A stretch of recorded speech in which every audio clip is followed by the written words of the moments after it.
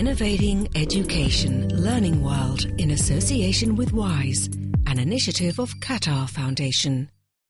For the tribes living in the jungles of Indonesia, nature can be a challenge. One organization is setting up informal classes for nomads and hunters with the aim of teaching people how to fight for their rights. Let's have a look.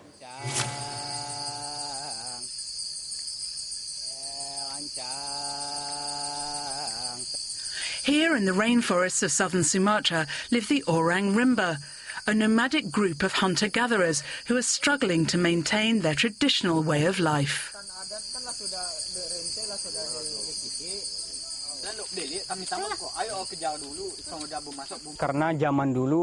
Orang Rimba traditionally didn't go to school because of the high level of criminality we experienced with outsiders. But one outsider, Butet Manurung, was different. They come to me and said, "Can you give us school?" That's the most beautiful words I ever heard. For Orang Rimba, school means addressing problem, preserving their tradition, preserving their conservation. If the curriculum doesn't meet this, that's not school. Interaction with the outside world is one of the biggest problems for the Orang Rimba. I understand a lot of issues now. Before I went to school, I had problems even just going down to the village. When I started going to school, I was able to see the outside world. It was like opening a window for me.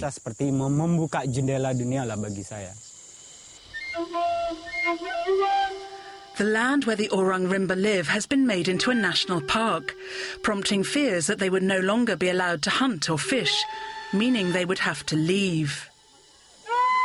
But classes for adults are equipping the people to fight for their rights over the land where they've lived for generations.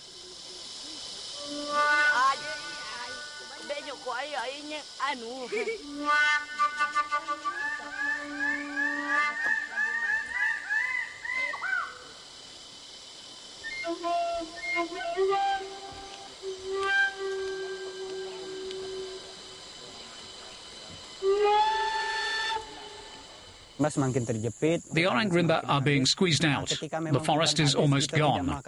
If the forest goes and we don't have any education, it means people won't be able to make a living, or protest at all, or do anything at all about forest issues. But education can change this.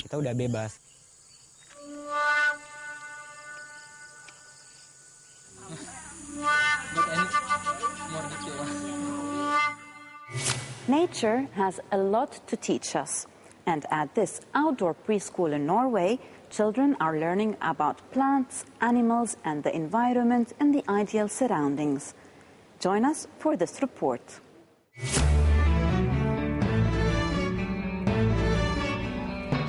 Here in the far Arctic north of Norway, this kindergarten operates outdoors all year round.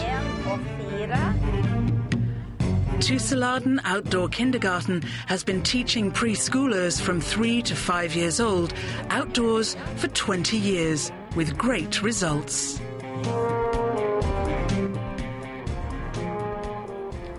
We follow the seasons in our teaching. A lot of what we do, our activities, deal with the weather and discovering nature. We do different things at different seasons. It's logical when you live this far north. They use a traditional tent for shelter and to rest in. But most of the time is spent outside. Preparing backpacks for the mountain hike is part of the teaching. The teachers here and the children's parents feel that modern childhood has become too protected, regimented and technology-centred. They believe that outdoor teaching makes children stronger, more resilient, and also more creative. Obviously, outdoor life involves more physical activity, spending lots of time in the fresh air, learning to appreciate nature and becoming independent and confident. It's important for us, and it's a lot of fun to go hiking when you know the surroundings. 10% of all kindergartens in Norway are outdoor schools, and they often boast more male teachers than indoor kindergartens.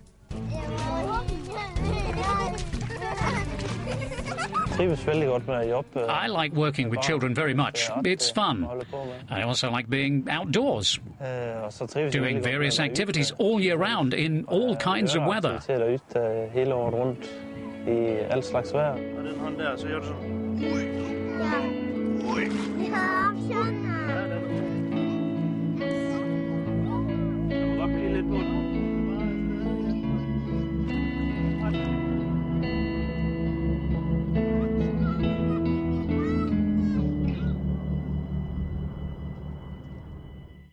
Many countries have to adapt their schools to both the natural environment and local living conditions, resulting in unusual schools like this floating building in Prechtol in Cambodia. Let's find out more in this report.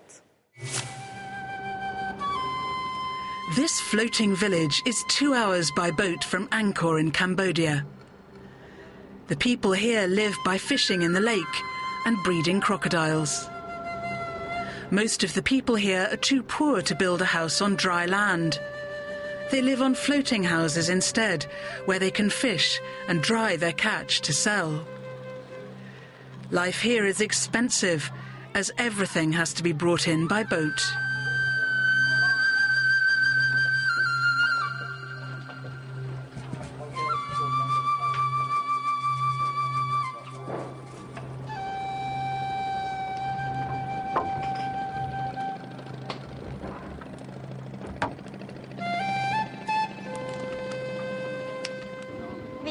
Life isn't easy. Before you go shopping, you have to have a boat.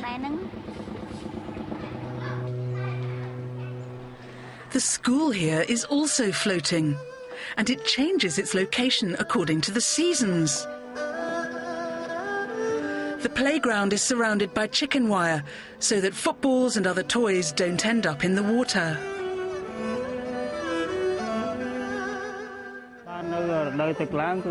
In November and December, the water comes right up to that house over there.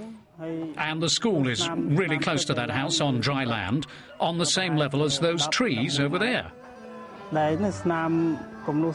In December, the water rises by about 6 or 7 meters. In October and November, it can rise by up to 12 meters.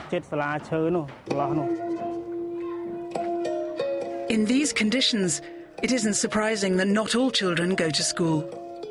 For a start, they have to be able to swim before they can join the school.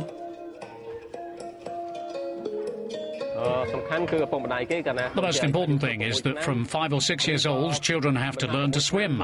All the children in this school know how to swim. But the children also need a boat to get to school.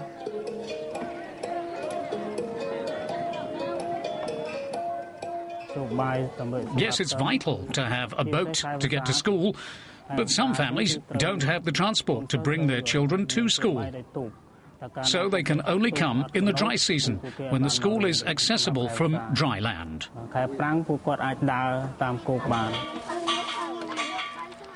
But the dry season is high season for fishing, and many children work with their parents during these months.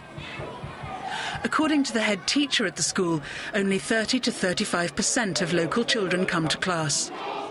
And almost all the boys leave school at the end of primary to become fishermen.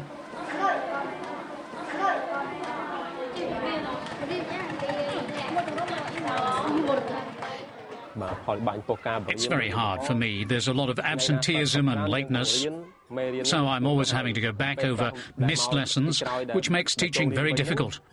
Getting through the curriculum by the end of the year is very difficult.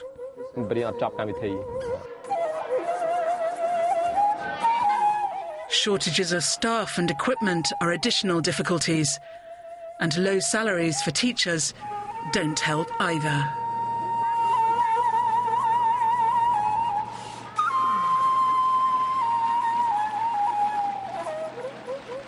Well, that's it for this season of Learning World. But we will be back soon. Wait for us. Learning World in association with WISE, an initiative of Qatar Foundation.